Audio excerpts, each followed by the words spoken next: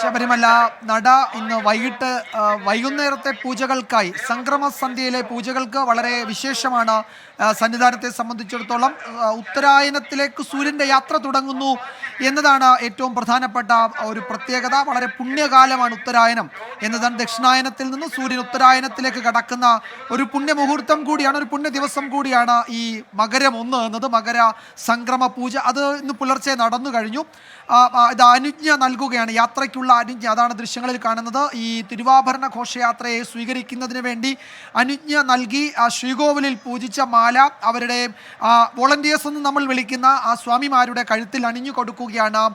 ശ്രീകോവിലിൽ നിന്ന് മേൽശാന്തിയും അവിടുത്തെ പൂജാരിമാരും കാർമ്മികരുമൊക്കെ ഈ 18-ാം പടി ചവിട്ടി ഈ ശ്രീകോവിലിന് മുന്നിലേക്ക് ഈ തിരുവാഭരണ പേടകങ്ങളൊക്കെ കൊണ്ടുവരേണ്ട സംഘത്തിനോടൊപ്പം ഇവരുണ്ടാകണം. അതുകൊണ്ടാണ് അവർക്ക് പ്രത്യേക അനുജ്ഞ നൽകി പ്രസാദം ഇലക്കുമ്പിളിൽ നൽകി അവരുടെ കഴുത്തിൽ പൂമാല അണിയിച്ച് അവരെ ശരംകുത്തിയിലേക്കുള്ള യാത്രയ്ക്ക് വേണ്ടി അയക്കുകയാണ്. അതിൽ തിരുവിതാംകൂർ ദേവസ്വം ബോർഡിൻ്റെ ഉദ്യോഗസ്ഥരുണ്ട്, അഖില ഭാരത അയ്യപ്പ സേവാ സംഘത്തിൻ്റെ പ്രതിനിധികളുണ്ട്, പോലീസ് അയ്യപ്പന്മാരുണ്ട്. അവരൊക്കെ ചേർന്നാണ് ഇനി ഈ ഘോഷയാത്രയെ സ്വീകരിച്ച് സന്നിധാനത്തേക്ക് കൊണ്ടുവരേണ്ടത്. ഘോഷയാത്ര നമ്മൾ നേരത്തെ പറഞ്ഞതുപോലെ ശ്രാമ്പിക്കൽ കൊട്ടാരത്തിൽ നിന്നുള്ള ഈ യാത്ര അത് കടന്നു വരുന്നതിന് ഒരു പ്രത്യേക വഴിത്താരയുണ്ട്. അത് തിരുവാഭരണ വഴി അല്ലെങ്കിൽ തിരുവാഭരണ പാത എന്ന് വേണമെങ്കിൽ അങ്ങനെയാണ് അതിനെ വിളിക്കുന്നത്. തന്നെ റവന്യൂ രേഖകളിൽ പോലും അങ്ങനെയാണ് രേഖപ്പെടുത്തിയിട്ടുള്ളത്. അങ്ങനെ ആ വഴിയിലെ കയ്യേറ്റങ്ങളൊക്കെ ഒഴിപ്പിച്ച് അത് നേരത്തെ തന്നെ അതിൻ്റെ ഒരു പരിശുദ്ധി കാത്തു സൂക്ഷിക്കണമെന്ന് തിരുവിതാംകൂർ ദേവസ്വം ബോർഡ് റവന്യൂ വകുപ്പിനോട് ആവശ്യപ്പെടുകയും അതനുസരിച്ചുള്ള നടപടികളൊക്കെ സ്വീകരിക്കുകയും ഒക്കെ ചെയ്തത്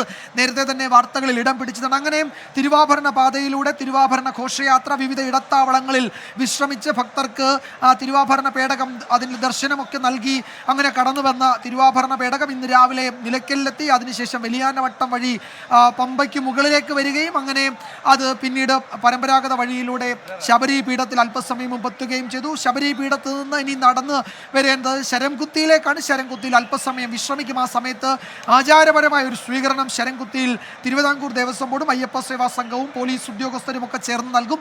പിന്നീട് വലിയൊരു ഘോഷയാത്രയാണ് ആ തിരുവാഭരണ ഘോഷയാത്ര. ഒരു വലിയ ഘോഷയാത്രയായി കടന്ന് സന്നിധാനത്തേക്ക് എത്തും. നമുക്കറിയാം തിരുവാഭരണ ഘോഷയാത്രയെ അനുഗമിക്കുന്നത് ആയിരക്കണക്കിന് പതിനായിരക്കണക്കിന് വിശ്വാസികളാണ്. ഓരോ ക്ഷേത്രത്തിൽ നിന്നും ആ ഘോഷയാത്ര ക്ഷേത്രത്തിലൂടെ കടന്നു പോകുമ്പോൾ അവിടെ നിന്ന് ഇരുമുടിക്കെട്ടുമായി ഈ ദിവസത്തെ ദർശനത്തിന് ആ ഘോഷയാത്രയോടൊപ്പം വരുന്ന അയ്യപ്പ ഭക്തരുണ്ട്. അയ്യപ്പധർമ്മം പ്രചരിപ്പിക്കുന്നതിൻ്റെ ഭാഗമായി കൂടിയാണ് ഈ വിശ്വാസികൾ ഈ ഘോഷയാത്രയെ ഇങ്ങനെ അനുഗമിക്കുന്നത്.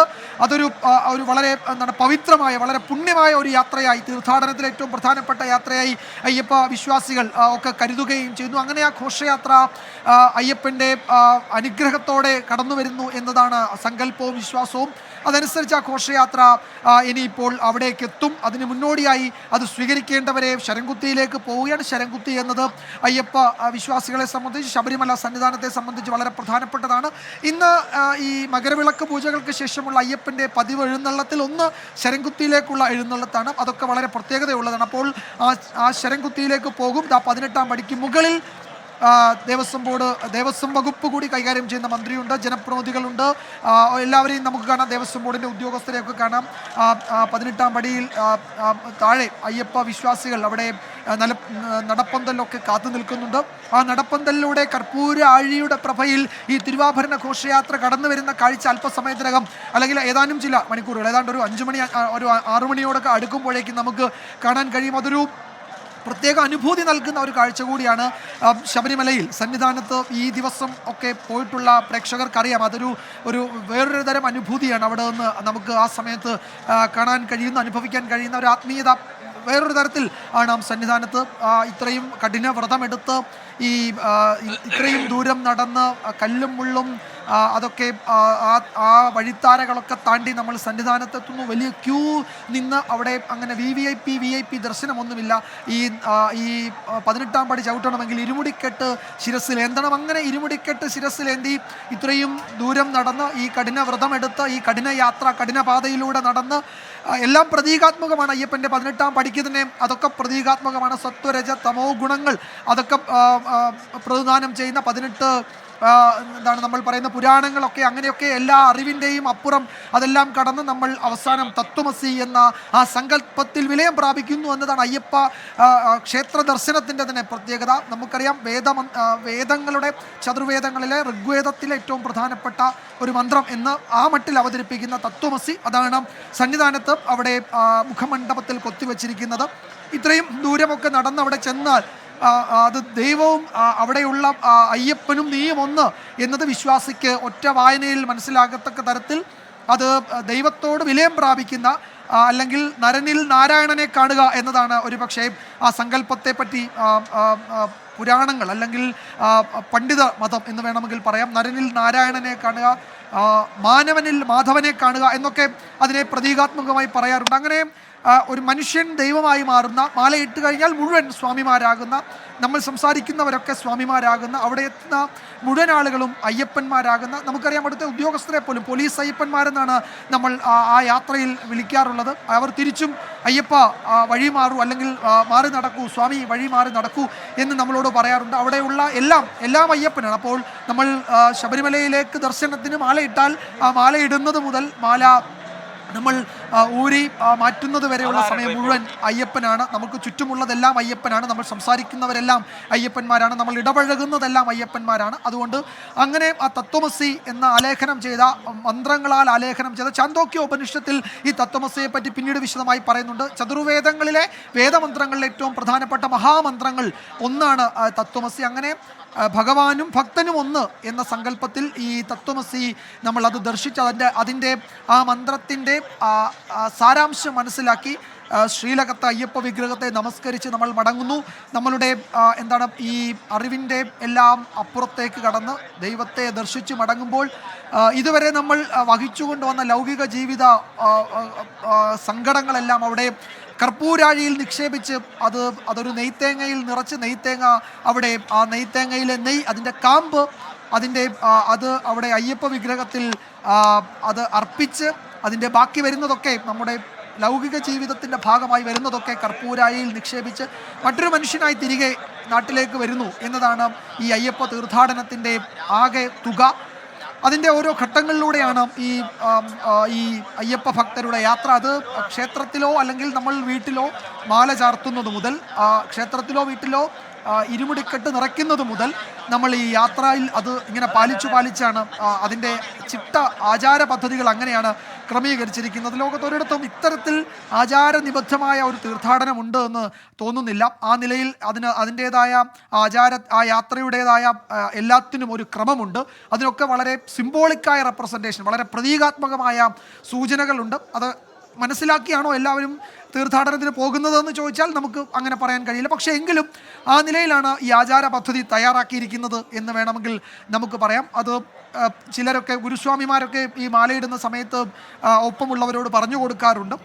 ചിലരതനുസരിച്ച് തന്നെ അവരുടെ ഈ തീർത്ഥാടനം പൂർത്തിയാക്കും. പക്ഷെ ചിലരതൊരു സാധാരണ തീർത്ഥാടനം എന്ന മട്ടിൽ അതിനെ കാണും. എന്തായാലും അതിനൊരു അന്തസത്ത എന്നത് ഇതാണ്. ഭഗവാനും ഭക്തനും ഒന്ന്. നരനിൽ നാരായണനെ കാണുന്നു, മാനവനിൽ മാധവനെ കാണുന്നു, അത് നീ ആകുന്നു എന്ന ആ വലിയ തത്വം അത് ബോധ്യപ്പെടുത്തുന്ന ഒരു മഹാക്ഷേത്രം കൂടിയാണ് ശബരിമല. ആ ക്ഷേത്രത്തിലെ ഏറ്റവും പ്രധാനപ്പെട്ട ചടങ്ങാണ് മകര സംക്രമ സന്ധ്യയിലെ ഈ ദീപാരാധന. അത് അയ്യപ്പ വിഗ്രഹത്തിൽ തിരുവാഭരണങ്ങളൊക്കെ ചാർത്തിയുള്ള കമനീയമായ കാഴ്ച. അത് തൊഴുന്നതിന് വേണ്ടി, അത് ദർശിക്കുന്നതിന് വേണ്ടിയാണ് നാടിൻ്റെ നാനാഭാഗത്തു നിന്നും നമ്മൾ വിശ്വാസികൾ ഇവിടേക്ക് എത്തുന്നത്. അവിടെ എല്ലായ്പ്പോഴും വിശ്വാസികളെ സംബന്ധിച്ച് അവരുടെ വൈകാരികമായ ഒരു കാഴ്ച കൂടിയാണ് ഈ 18-ാം പടി. ആ 18-ാം പടിയിൽ കാല് വെച്ച് 18 പടിയിലും ചവിട്ടി സന്നിധാനത്തേക്ക് പ്രവേശിക്കണമെന്നതാണ് എല്ലാവരുടെയും ആഗ്രഹം. പക്ഷേ തിരക്ക് മൂലം പലപ്പോഴും അത് നടക്കാറില്ല. ഒരു പടിയിൽ ചവിട്ടിയാൽ പിന്നെ 5-ാമത്തെ പടിയിലാകും. പിന്നെ ചിലപ്പോൾ ഒരു പക്ഷേ നമ്മൾ ആ കൊടിമര ചുവട്ടിലായിരിക്കും എത്തുക. നമ്മളെ ഇങ്ങനെ കൈപിടിച്ച് ഉയർത്തി അവിടെ കൊണ്ടുപോയി എന്തായാലും ആവട്ടെ, നമ്മൾ 18-ാം പടിയിൽ ഒരു തവണയെങ്കിലും കാല് വെച്ച് അയ്യപ്പ ഭക്തർ അവിടേക്ക് എത്തും. ഇതാ പൊന്നമ്പലമേടിൻ്റെ വളരെ വിദൂരമായ ദൃശ്യം നമുക്ക് കാണാം. ഇത് അയ്യപ്പ വിശ്വാസികളെ സംബന്ധിച്ച് അത് ധർമ്മശാസ്താവിൻ്റെ, മണികണ്ഠസ്വാമിയുടെ, അയ്യപ്പസ്വാമിയുടെ ശ്രീമൂലസ്ഥാനം എന്നാണ് അതിനെ വിശേഷിപ്പിക്കുന്നത്. പുരാതന കാലം മുതൽ അവിടെ ഒരു ക്ഷേത്രമുണ്ടായിരുന്നു എന്നതാണ് അവിടെ നിന്നുള്ള വിവരം. അവിടെ ഒരു ക്ഷേത്രത്തിൻ്റെ തറയൊക്കെ ഇപ്പോഴും കാണാൻ കഴിയും. അവിടെ ഈ മകരസംക്രമ സന്ധ്യയിൽ പൂജകൾ നടന്നിരുന്നു, ദീപാരാധന നടന്നിരുന്നു എന്നും ആ സമയത്ത് ദേവകളൊക്കെ ആ പൂജയിൽ പങ്കെടുത്തിരുന്നു എന്നതാണ് സങ്കല്പവും വിശ്വാസവും. അതിൻ്റെ ഭാഗമായി തന്നെയാണ് ഇപ്പോഴും പൊന്നമ്പലമേട്ടിൽ ദീപാരാധന, മകരവിളക്ക് ദർശനം എന്ന് തന്നെ അതിനെ പറയുകയും ചെയ്യുന്നത്. ഇത് 18 മലകൾക്കധിപനായ ശ്രീധർമ്മശാസ്താവ് എന്നാണ് അയ്യപ്പനെ പറ്റി പറയുന്നത്. അയ്യപ്പൻ്റെ പൂങ്കാവനങ്ങൾ എന്ന് പറയും. നമ്മൾ ഒരു പക്ഷേ പ്രിയപ്പെട്ട പ്രേക്ഷകരിൽ കുറേ പേരെങ്കിലും ഈ എരുമേലിയിൽ നിന്ന് കാനനപാതയിലൂടെ ഈ സന്നിധാനത്ത് എത്തിയിട്ടുണ്ടാകാം. അതിൽ ആ കാനനപാതയിൽ നടക്കുന്ന സമയത്ത് നമുക്കൊരു പക്ഷേ ഇതിൽ പലരും ആ മലയിലൂടെ ആ മല കയറി ഇറങ്ങിയൊക്കെ ആയിരിക്കും പോവുക. പരമ്പരാഗത നമ്മളുടെ സ്വാമി അയ്യപ്പൻ ആ വഴിയിലൂടെയും ഈ പൂങ്കാവനത്തിലെ മലനിരകളൊക്കെ നമ്മൾ അതിങ്ങനെ താണ്ടി വരുന്നുണ്ട്. പ്രകൃതിയുമായി ഇണങ്ങി നിൽക്കുന്ന, അങ്ങേയറ്റം അതുമായി സമരസപ്പെട്ട് നിൽക്കുന്ന ഒരു ആഘോഷം, ഒരു ക്ഷേത്രം കൂടിയാണ് കാനനക്ഷേത്രമായ ശബരിമല. അത് പൂർണ്ണമായും കാനനക്ഷേത്രമായി ഇപ്പോഴും സൂക്ഷിക്കുന്നുണ്ടോ എന്ന ചോദ്യത്തിന് നമുക്കറിയാം, ഇത്രയും ലക്ഷക്കണക്കിന് തീർത്ഥാടകർ ഓരോ വർഷവും എത്തുന്ന സ്ഥലം എന്ന നിലയിൽ അവിടെ അതിൻ്റെ പരിശുദ്ധി, പരിഭാവനത അത്രത്തോളം കാത്തു സൂക്ഷിക്കാൻ കഴിയില്ലെങ്കിൽ പോലും അതിൻ്റെ യാത്രയുടെ മധ്യേ മുഴുവൻ നമ്മൾ കാണുന്നത് കാനനപാതയാണ്. കാനനപാതയിലൂടെയാണ് വരുന്നത്. എന്താണ്, തലപ്പാറമല, ഇഞ്ചിപ്പാറ, മലക്കോട്ട, അങ്ങനെ നമ്മൾ ഇങ്ങനെ കാളകെട്ടി, അഞ്ഞിലി, അങ്ങനെ വരുന്ന വഴിയിലൂടെയുള്ള മലനിരകൾ, പുണ്യസങ്കേതങ്ങൾ, തീർത്ഥ സ്നാനങ്ങൾ, അഴുത, അങ്ങനെ അഴുത നദി കടന്നു വരുന്നു, അവിടെ നിന്ന് കല്ലെടുക്കുന്നു, നമ്മൾ കല്ലിടാങ്കുന്നിൽ കല്ലിടുന്നു, അങ്ങനെ അപ്പാച്ചിമെട്ട്, ഇങ്ങനെ അങ്ങനെയുള്ള യാത്ര, നമ്മളുടെ യാത്ര തന്നെ ആ നിലയിലുള്ള യാത്രാ പദ്ധതിയാണ്. ഞാൻ നേരത്തെ പറഞ്ഞതുപോലെ ഈ ശബരിമലയിലേക്കുള്ള യാത്രയ്ക്കൊരു ക്രമമുണ്ട്. ആ ക്രമമാണ് ശരണം വിളിയിൽ ഉണ്ടാകേണ്ടത് എന്നതാണ് പറയുന്നത്. അത് നമ്മൾ കെട്ടുനിറയ്ക്കുന്ന സ്ഥലത്തെ ക്ഷേത്രം മുതൽ ആ ക്ഷേത്രത്തിലെ പ്രതിഷ്ഠ ആരാണ്, ആ പ്രതിഷ്ഠയെ ശരണം വിളിച്ചു തുടങ്ങിയാൽ പിന്നീട് നമ്മൾ കടന്നു വരുന്ന വഴിയിലെ ഓരോ പ്രധാനപ്പെട്ട കേന്ദ്രങ്ങളാണ് നമ്മുടെ ശരണം വിളിയിൽ ഉണ്ടാകേണ്ടത് എന്നതാണ് ഈ ഗുരുസ്വാമിമാരൊക്കെ മാലയിടുന്ന സമയത്ത് നമ്മളോട് പറയുന്നത്. എന്തായാലും നമുക്ക് ആ ദൃശ്യങ്ങളിലേക്ക്, അവിടുത്തെ ഏറ്റവും പുണ്യമായ കാഴ്ചകളിലേക്ക്, കർപ്പൂരാഴിയുടെ ദൃശ്യമൊക്കെ കാണാം. ഞാൻ നേരത്തെ പറഞ്ഞതുപോലെ നമ്മുടെ ജീവിതത്തിൻ്റെ ഭാഗമായ പുണ്യപാപ ചുമടിലെ ഒരു ഭാഗം ഇവിടെ തീരുന്നു, ഈ കർപ്പൂരാഴിയിൽ എരിഞ്ഞു തീരുന്നു എന്നതാണ് നമ്മളുടെ സങ്കല്പവും വിശ്വാസവും. അങ്ങനെ നമ്മൾ മറ്റൊരു മനുഷ്യനായി ആത്മീയ അനുഭവങ്ങളിലൂടെ കടന്നുപോയാണ് നമ്മൾ മലയിറങ്ങുന്നത്. ആ വാർത്തകളുടെ അവിടെ നിന്നുള്ള ദൃശ്യങ്ങളിലേക്ക് നമ്മൾ ചെറിയൊരു ഇടവേളയ്ക്ക് ശേഷം വീണ്ടും പ്രേക്ഷകരെ എത്തിക്കും.